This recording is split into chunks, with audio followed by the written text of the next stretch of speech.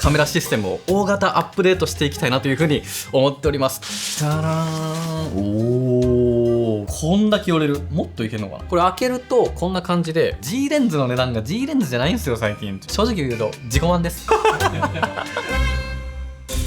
どうも皆さんこんにちは、あきらです。今回はですね、ソニーのねカメラシステムを大型アップデートしていきたいなというふうに思っております。ということでですね、ちょっと値上げ寸前に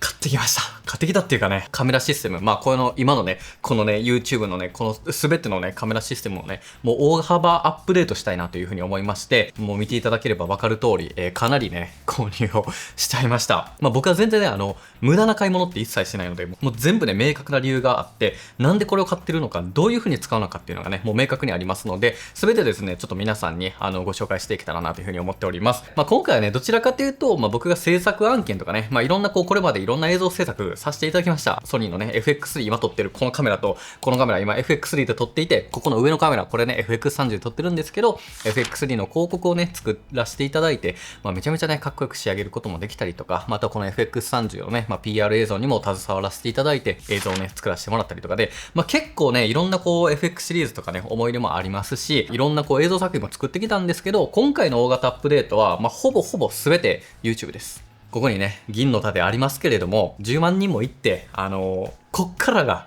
本番だと思ってますので、まあ、国内最高品質でね、YouTube 動画をね、届けようっていうところで、すごいこだわって、選んだものたちになりますので、まあ、ちょっと今回ね、いつもみたいな感じではなく、まあ、ちょっと僕がね、購入したものと、その理由をね、紹介していくというような動画になりますが、ぜひよかったら最後までね、お付き合いいただければなというふうに思っております。はい、というわけでですね、まずはね、これから行きたいなというふうに思います。こちら、ソニー ZV-10M2 になっております。まあ、これね、僕先行でね、レビューもさせていただいて、ありがたいことにね、もう4万再生近くいってますと。もうめちゃくちゃ頑張って作ったし、本当にね、徹夜久しぶりにしたっていうぐらいのね、すごい頑張って作ったレビュー動画になってるんで、よかったらね、見てもらいたいと思うんですけど、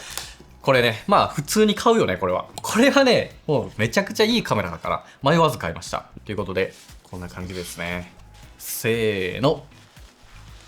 じゃらーん。おー。軽いね、やっぱ。めちゃくちゃ軽いわ。今回僕はレンズキットでね、購入をしました。本当にね、このキットレンズめちゃくちゃ優秀なんですよね。まあ、展開としてはボディのみとキットレンズの2個があるんですが、キットレンズでもプラス1万円ぐらいかな。はい。結構安めなんですよね。なのでね、僕はキットレンズで購入する方がお得なんじゃないかなというふうに思っております。いや、いいね、いいね。ちょっと懐かしい。もう僕ね、返却してしまってたんで、ちょっとしばらく触ってなかったんですけど、懐かしいね。で、その他の付属品としては、はい、バッテリーですね。LPFZ100 バッテリーと、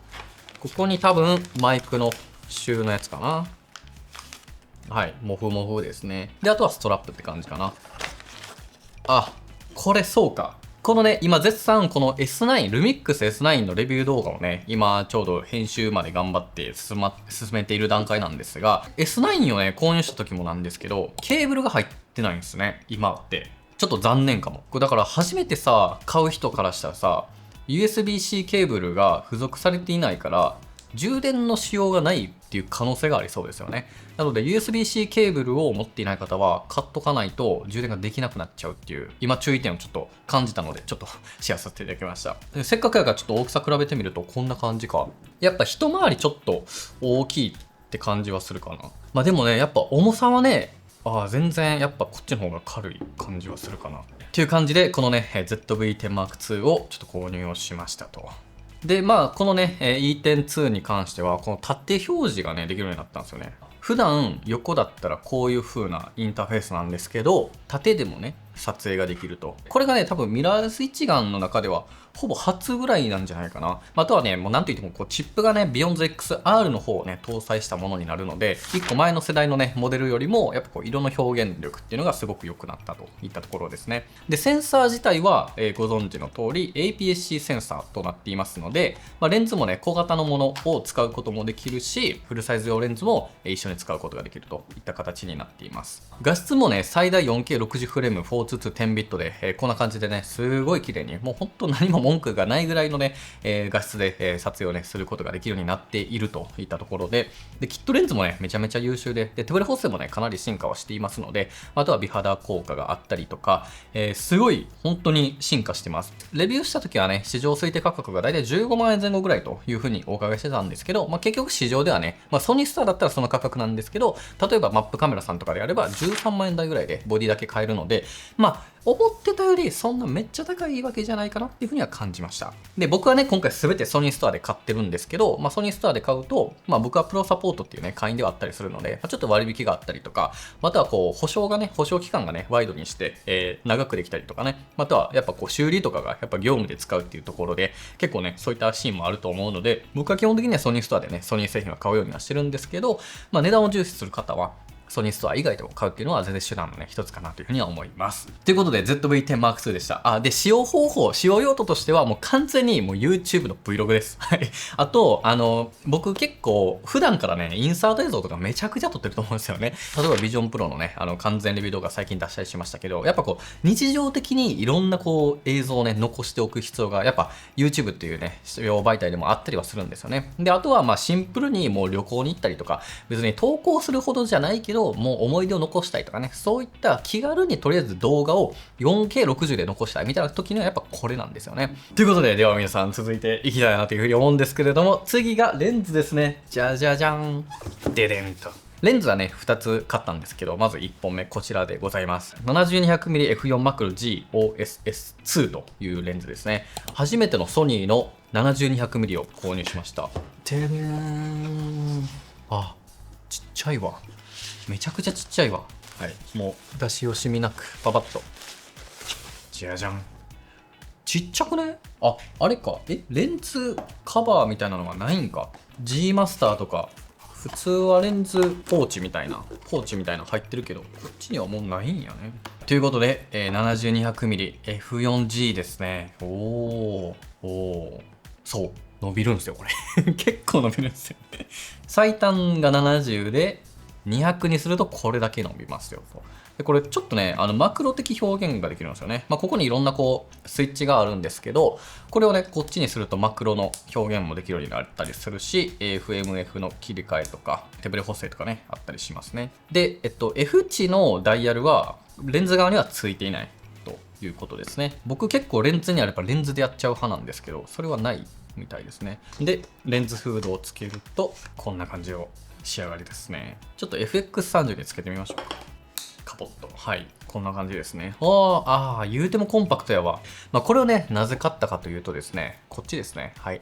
最近ね、僕2台のカメラでね、撮っていたりしますね。僕一人でね、撮影してるわけじゃなくて、今はね、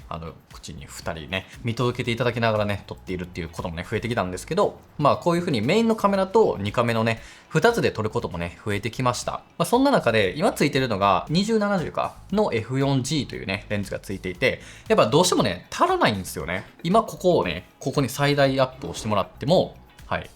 これ、こんぐらいなんですよね。で、もうちょいやっぱ行きたいんですよ。で、この70-200やったら、ここからがスタートなんで、ここからさらに200まで伸ばせるっていうのと、F4 なんだけど、マクロがあるんですよね、これ。マクロ付きなので、物撮りとか、よりの表現をしたい時とかに、こっちでね、製品化とかいろいろと、マクロ的な表現をしたい時に、やっぱこっちの方がね、使いやすいといったところなんですよね。ちょっとね、みんなに見せるね。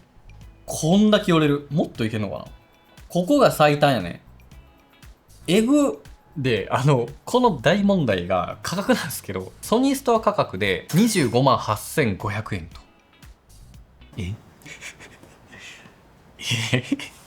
ソニーさん、ちょっと G レンズの値段が G レンズじゃないんですよ、最近。ちょっと。G レンズちょっと価格見直しません？で、しかも値上がりですからね。いや、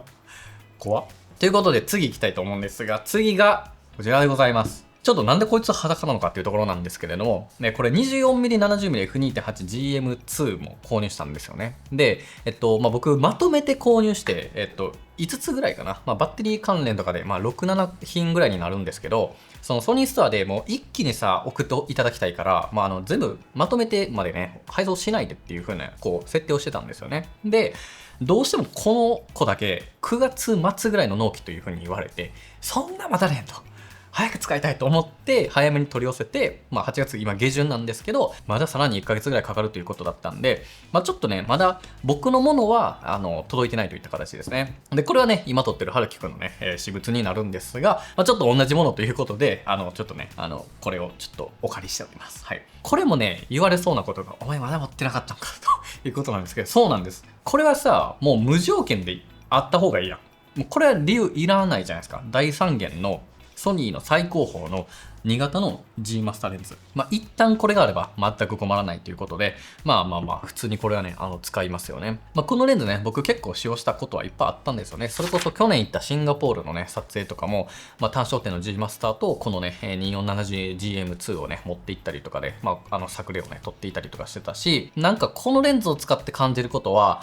単焦点並みのキレがあるなというふうに僕は思っていて、もう全領域で単焦点のような、もうこう決まった絵が出てくるんですよね。ちょっとね、こうふわっとしたね、話になっちゃってるんですけど、このレンズは、一旦いるでしょっていうのはありますよね。むしろ持ってなかったんやっていう風に驚かれると思うんですが、今更ながらではありますが、このね、2470mm2.8GM2、こちらもね、導入したといったところになってきております。というわけでですね、皆さん、ここからお待ちかねのね、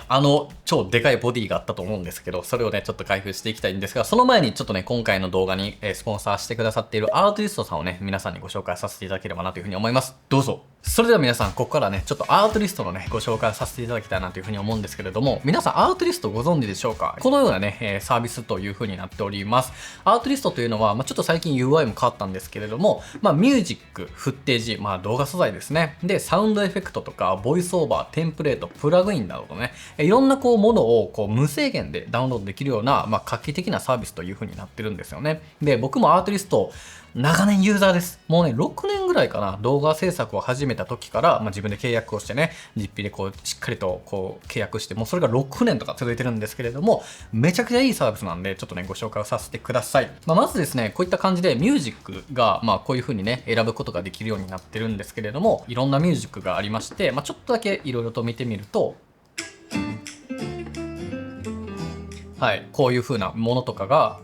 基本的に著作権フリーで使うことができるんですよね。なので、こう YouTube とか特にね、されてる方わかると思うんですけど、こう著作権クリアした状態で使えるっていうのがすごく大きいんですよ。もちろん、制作系の、なんかこう、いろんなね、こう、そういった活動とかにも商用利用とかもね、できたりするんで、ちょっとライセンスはね、しっかりとそれによってね、プランがあったりするんですけれども、基本的には、著作権をね、クリアした状態で使えるっていうのが、このね、アートリストのすごくいいところなんですね。で、実際にですね、今回のこの動画の音源も全部アートリストですから。基本普段僕がやってる YouTube の 80% くらいがアートリストかなっていう感じなんですけど、例えばじゃあ普段使ってるね音源はこのバルーンプラネットさんっていうねものの音源結構使うんですが、僕のチャンネルをね結構見てくださってる方はね聞いたことある人多いと思うんですけれども、例えばこの曲とか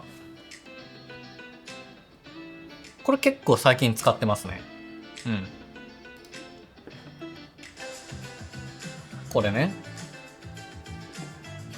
で、他にも、レックスバナーさんかな。これか。これやね。この音やね。これとかは、多分ね、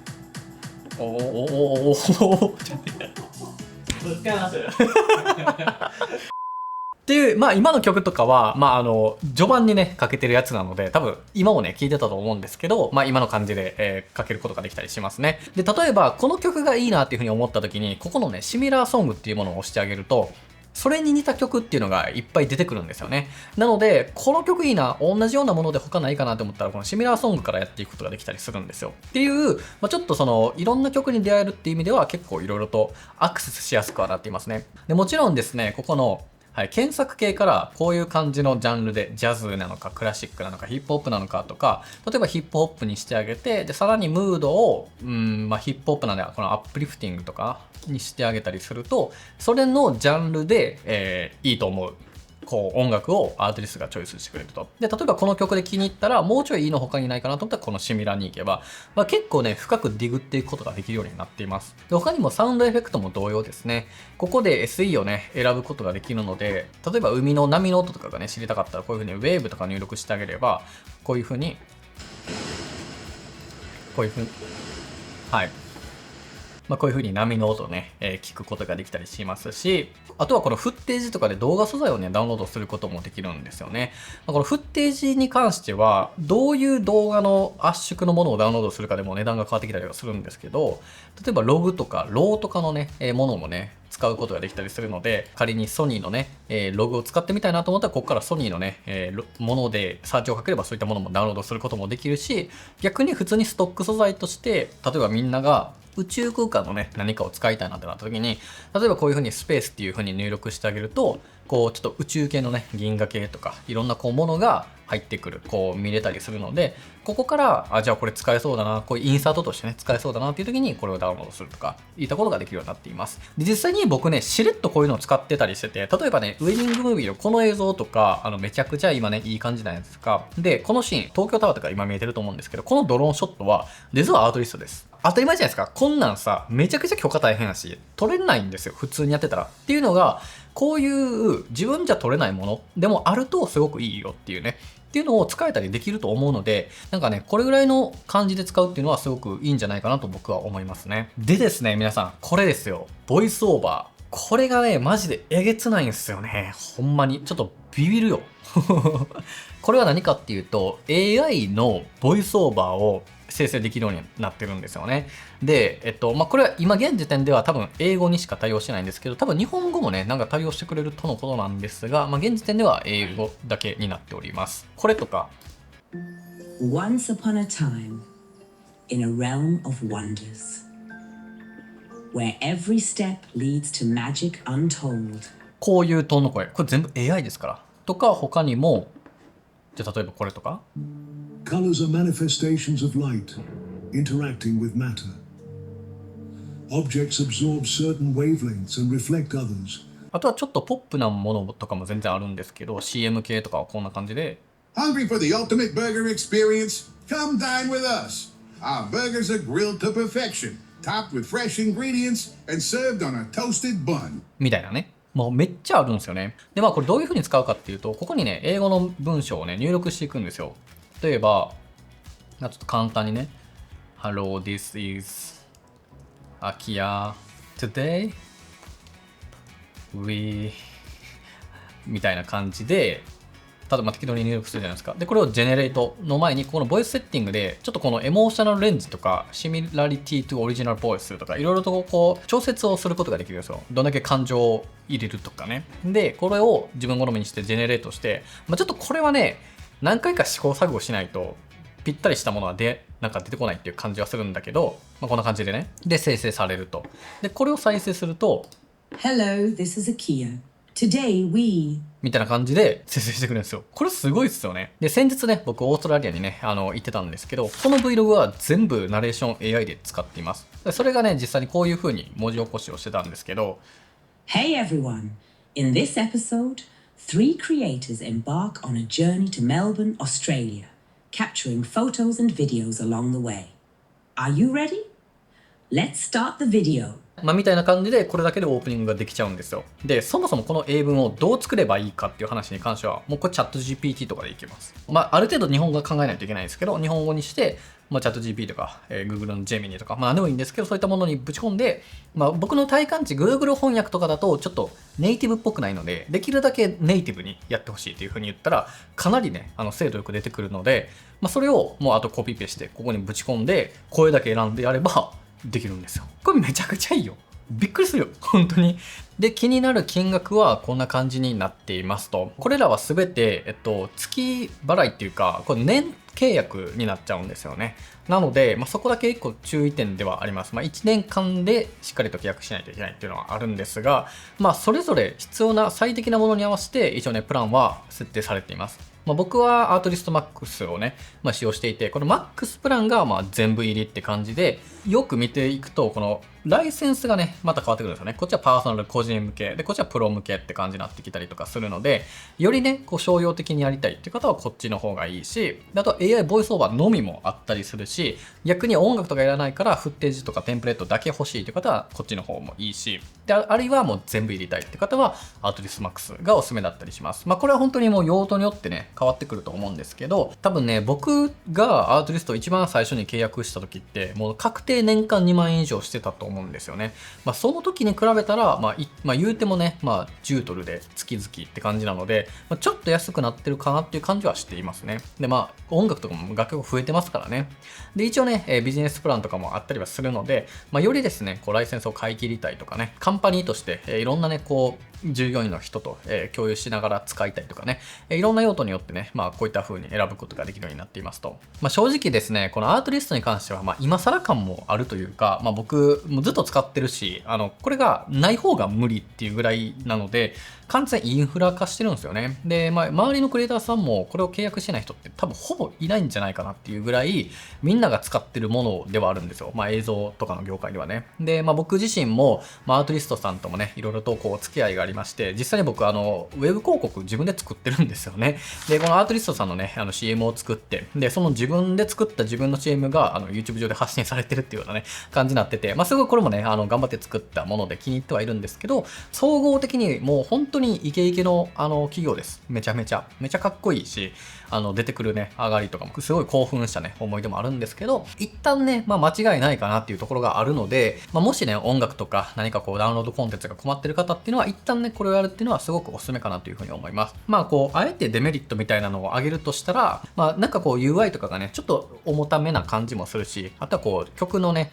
再生がもうちょいスムーズにね、なっていったりとか、なんか曲をね、たくさん聴かないといけないので、サクサクね、サーチしていきたいっていうところが、ちょっともたつくね、感じが、僕はね、どうしてもしちゃってるので、でもそこに関してはでも他のね、サービスも結構似てるので、そこはね、そういったところはあるんですけど、もしね、皆さんも登録される場合はね、その辺には注意していただければいいかなっていうふうに思っております。はい、というわけでですね、皆さん、それではここからですね、上げていきましょう。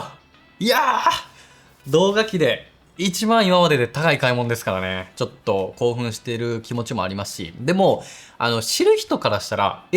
今更これみたいなね、意見があると思うんですよ。まず紹介しましょう。購入したのは、こちらです。ソニー FX6 です。このカメラ、2020年のカメラなんですよね。発売がね。で、撮ってる FX3 が2021年。で、この FX30 が多分2022年だったかな。だから4年ぐらい前になっちゃうんですよ。FX6 に関してはね。で、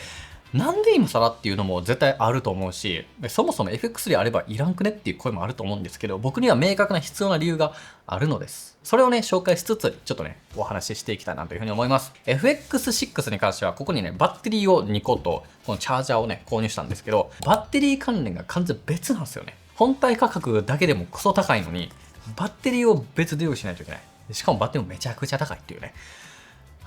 上げていきましょう。一旦この付属品を出していきましょうか。で、こちらがそのボディですね。はい。ということで、一つ一つちょっと開けていきましょう。もうボディからいっちゃおう。じゃじゃーん。おほー。軽っ。めちゃくちゃ軽い。FX6 はね、もう僕過去にレビュー動画も出してますので、実際にね、使用経験もいっぱいあるし、使ったことはね、たくさんあるんですが、今回改めて購入しましたと。で、さらに付属品としては、これですね。はい。XLR ハンドルユニット。で、あとはね、モニターですね。このモニターですね。で、あとは、ここにね、まだ1個あって、はい。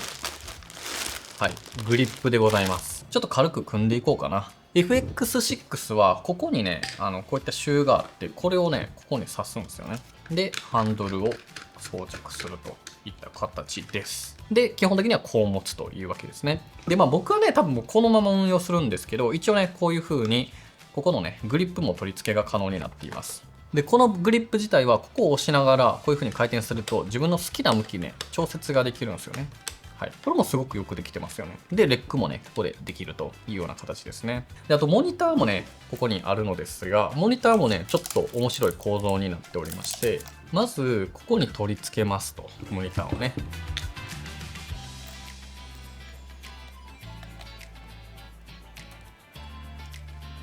どうすか？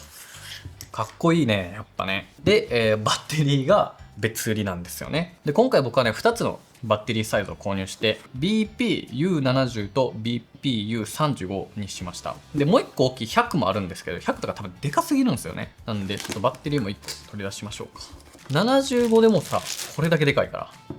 結構でかいでしょ。で、こっちがさらにその半分になるのかな。かわいい。これが35のバッテリーですね。で、チャージャーがないから、チャージャーも購入したというような形でこんな感じのチャージャーがあって、ちょっとね2つ入りのチャージャーじゃなくても今回は1つにしました。ちょっと高すぎるんで2つは、なんでこれにしましたと。バッテリーはここからこんな感じでカチンと入れる感じですね。ちょっとレンズ本なら一旦ちょっと2470借ります。でちなみにフルサイズセンサーです。でめちゃめちゃねセンサー部分が近いんですよね。これカチッと大きいね。こうやっぱちゃんと全部を取り付けるとすごい大きいですね。ちょっと起動させましょう。起動はここのね側面の一番下にあります。これで電源が入ります。綺麗ね。綺麗ぞ。でね、なんといってもね、ND フィルターよね。ここのね、バリアブル ND っていうものをね、入れることができるんですけど、内蔵の ND フィルターをね、入れれるんですよね。でね、そのノードがね、ここで調節ができたりとか、できるわけですよ。はい、というわけで、ちょっとね、この FX6 を買ったね、理由をお話しできればなというふうに思うんですけれども、今撮ってるカメラが FX3 ですと。で、こっちにもね、FX3 で撮っていて、で、ここに FX30 があるわけですね。で、このカメラは、ここに行きます。はい。完全に YouTube のメイントーク用にしようと思ってます。もしかしたらね、いろんな意見があるかもしれないですよ。FX6 で YouTube みたいな、いるみたいになると思うんですけど、いるんです。僕には。これが必要だったんですよ。っていうのを紹介していくんですが、まずですね、このスタジオのルック、めっちゃ良くないですか？どうですか？これはもうめちゃくちゃ頑張って組み立てたんですよ。僕、ワンブルームっていうね、コミュニティを運営してるんですけど、そこのメンバーのね、コウスケさんと一緒にここで、ちゃんと露出メーターとかカラーメーターとかでここのねしっかりと全部ねこう色と露出を測ってしっかりとねその色の基準もどこがベストなのかちゃんとしろっていうのがどこで来るのかっていうのとか自分のこのスキントーンとかとねどこがマッチするのかっていうのもしっかりとねこう合わせて頑張って作ったんですよね。なので今ねここ照明が6灯をね焚いてるんですよね。なので他のね照明は全部落としてるんだけどものすごい光量があるんですよね。でさらにですね僕は今単焦点レンズソニーの G マスター 35mmF1.4 のレンズを使ってますと。でカメラは FX3 でめっちゃ明るいんですよ。で今 F 値はね、ちょっと日によっても違うんですけど今は F1.8 で撮ってるんですよ。なのでこれが ISO800 要はベースの ISO になるとこうなるんですよ。これが一応基準値のシネ AI の ISO800 になっちゃうんですよね。めちゃくちゃ明るいんですよ。なので今僕は拡張 ISO を使って ISO160 まで下げています。それがこのね明るさで適正の露出かなというふうに思ってるんですね。ですごいね細かい話なので興味ない方はねもう飛ばしていただいていいんですけど僕は今拡張 ISO を使って撮影をしてるので、ダイナミックレンジがすごいね最大限ではない状態で撮ってるんですよね。でその ISO が800要はしっかりとベース ISO で撮るシネ AI で撮るとなるとすごい明るくなっちゃうとってなった時に僕は背景の情報量を遮断するためにも、開放っていうか、明るくしてるので、やっぱり分離はさせたいんですよね。ここの後ろとね。っていうところで、どうしても ND フィルターっていうね、外部のものが必要になってくるんですけど、やっぱりこのスタジオで僕 ND フィルターを使いたくないんですよね。やっぱりレンズに依存しちゃったりとか、フィルター系とかね、あとはどうしても若干何か色は変わると思うんですよ、僕の中で。っていうのが、こっち FX6 だったら、内蔵の ND でいけるわけですよね。っていうのが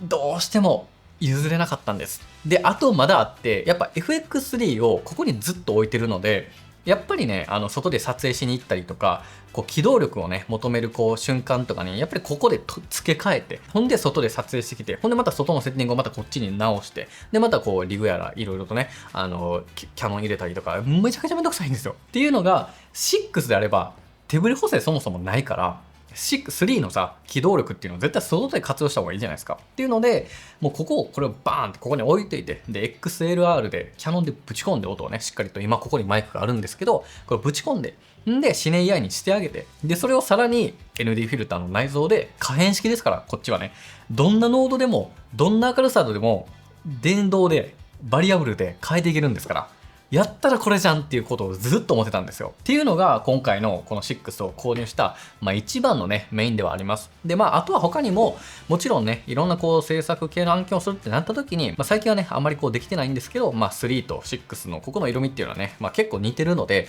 そういったところで使いやすさはあるかなといったところですね。なので、3を2台買えばいいじゃんっていう話は僕には通じないんです。はい、僕は違うんです。僕は ND フィルターが必要なんですっていうのをちょっとね、めちゃくちゃ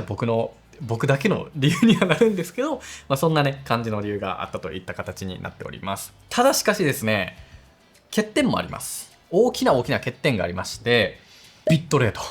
これですよ。これがね、なかなか厳しいものです。はい。というのも、FX3 です。3とかね、30とかが本当に優秀なんですよね。まあ、FX3 のね、メニュー画面とか見ていただけるとわかるんですけど、細かくビットレートが設定できるんですよね。だから 4K24 フレームでも XAVC HS4K の方にしておけば、最低で30メガとかで撮れちゃうんですよね。4K が。っていうのが、こっちだったら、XAVC-L やったかなの方であったとしたら、420 8ビットとかになっちゃうんですよね。なので、その時点で僕はもう選ばないんですよ。ってなったら、あとはオールイントラしかないんですよ。オールイントラだと、250とかいっちゃうんですよ。何倍って感じぐらい多くなっちゃうんですよね。もう単純に言うと、もうデータ量が多い。なので、まあそもそも FX6 は、H265 が取れないので、H265 っていうのは H264 よりもデータサイズを半分ぐらいにして、で、取り込むことができるんですよね。まあ編集がね、若干重たくなるみたいなんですけど、まあ、H265 の方が、まあ僕みたいなね、YouTube で長回しをする人からしたら、やっぱり軽くて済むので、そこはすごい大きなメリットなんですよね。っていうのがこっちで使えなくて、しっかりと色をね、綺麗にしたいとなると、もうオールイントラに行っちゃうしかない。で、オールイントラっていうのは、フレーム1個ずつに圧縮をかけるっていう方式になるので、よりね、こうデータ量がバコーンって大きくなっちゃうんですよね。まあだから、僕はね、普段 YouTube 撮影で、今って何分ぐらいいってるかな？ 55分です。55分？今はい。って感じで、55分ぐらいもっとっちゃってるんですよ。っていう、僕はデフォが1時間以上なんですよね。YouTube 撮影。デフォ、大体レンジが1時間から2時間の間で撮っちゃうんですよ。で、めちゃめちゃ気持ちを込めてやる、例えば X106 の完全レビュー動画とか、Vision Pro の完全レビュー動画みたいな、あんな感じのやつは3時間とかザラに撮ってるんですよね。でもギュギュギュってやってるんですけど、まあそもそも言い間違いがあったりとかでね。っていうので、まあ結構覚悟しないといけないんですよね。っていう、まあオールイントラという風に向き合わないといけない。でも、これはね、もうここまで来たら、オールイントラのクソ綺麗な画質でさ、でもビットレートも多くして、思念 AI で800のダイナミックレンジをめちゃくちゃ広い状態にして、もうこの1枚絵だけはめちゃめちゃ綺麗に撮ったろうじゃないかっていう、ちょっとね、企みがありまして、まあそこは逆にプラスと捉えようということで、まあそんなね、感じの決断になりました。なので、まあこういう風に2カメで撮るときは、こっちはね、多分 H265 とかでよりこう軽めにして、こっちほどのね、画質ではないとは思うんだけど、まあでも分かります。みんなが言う、いやいやいや、見てる側からしたら変わらへんって。もうそれはそう。もうそれはそうです。僕はみんなに高画質を届けたいとかっていう気持ちよりも、僕らがテンション上がるかどうか、ここが一番大事だと思ってるので、はい。自己満です。もう正直言うと自己満です。このルックめっちゃ綺麗だなとか、いや、めちゃくちゃいい動画作れてるなって思えることが何よりも大事なんで、僕はね、最高品質を求めて、今回この FX6 をね、導入したというところになってるといった形ですね。まあ、ちょっとね、結構たったカメラにはなるので、フルレビューはね、これから出すつもりは全くないんですが、まあ、もしタイミングがあれば、空き家ミニとかでね、まあ、実際の使用感っていうものをね、話したりとかすることは、まあ、やろうかなと思ってるので、よかったらね、それ見たい方はぜひいたらコメントしてもらえたらなと思います。はい。というわけでですね、ここまででね、購入品をご紹介させていただいたんですけれども、こっからですね、ちょっとこれをどのように持ち歩いたり、どのように運用したらいいのかっていうのを、ちょっと僕なりに色々とね、こうテストしたりとか、まあ色々とちょっとおすすめのものとかがあったりするので、まあこういったカメラとかね、色々買った中で、それをどういう風にね、こう持ち運んだりとかね、どういう風に使っていけばいいのかっていうのを、ちょっとね、最後にご紹介できればなという風に思っております。今回ですね、ちょっとありがたいことに、ナンライトさんのケースブランドから、はい、これをですね、ちょっと一つご提供いただけました。本当にありがとうございます。はい。これ、皆さんご存知でしょうか？僕のチャンネルでね、以前ね、こういうさ、SD のカードケースもご紹介したことありますよね。これめちゃくちゃ良くて、まあこういう風にいろんなね、SD カードを収納できるようになっていて、まあちょっとね、今めちゃくちゃ使ってるんで、だいぶと今中身はないんですけど、まあ CF タイプ B から A から SD からマイクロ SD とかね、全部を入れていくことができて、レイヤー構造になってるんですよね。で、これがまあ合計で38枚ぐらい入るのかな。で、しかも IP67 の防水性能があるといったところで、めちゃくちゃこれ大容量ですごくいいものなんですよね。で、これ同じね、まあケースメーカーブランドという風になってるんですけど、僕自身もね、すごくこれ気になってたもので、まあちょっとね、ランライトさんに相談させていただいたら、快くね、快諾していただいたんですけれども、これをですね、まあちょっとね、はい、今回は紹介しつつやりたいなというふうに思っております。これ開けるとこんな感じで、はい、まあ、ちょっといろいろとね詰めてるんですが、まあ、こういうふうにクッション系のね、まあ、ちょっとこれまだね拡張しきってないんですけど、まあ、こういうふうに自由に自分で決めたものを収納できるんですよね。ちょっとねこれを組み立ててみようかなと思います。これいいっすね。これめっちゃ簡単。これいいわ普。通のカッターやとこんな薄く切るの難しいですね。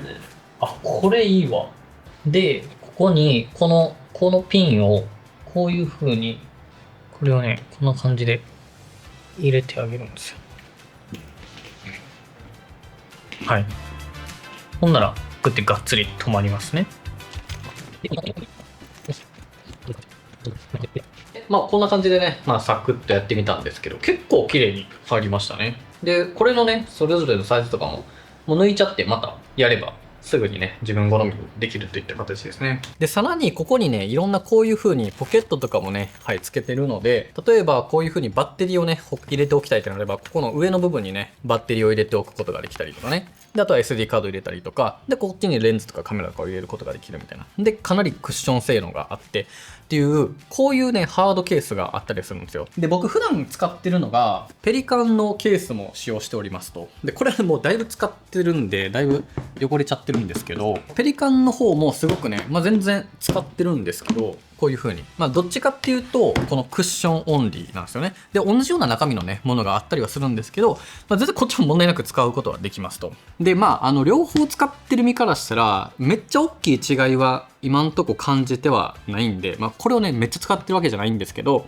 ただこのペリカンってさ、どこで正規で買えばいいかっていうのがちょっと僕分からなかったんですよね。結局、僕多分 Amazon で買ったんですけど、なんかこれ正規品っていうのが、ね、買おうともでもどこで買えばいいか分からへんかったりとか、こう本物かどうかも分からないとか結構あったんですよね。で、値段的にはこっちの方が安いんですよ。3万3000とかで買えちゃうんで、ペリカンってね、多分5万とか6万ぐらいするんじゃないかな。僕はそれぐらいで購入した記憶があるんですけど、まあ今はこういったハードケースが欲しい方は、全然こっちでいいと思う。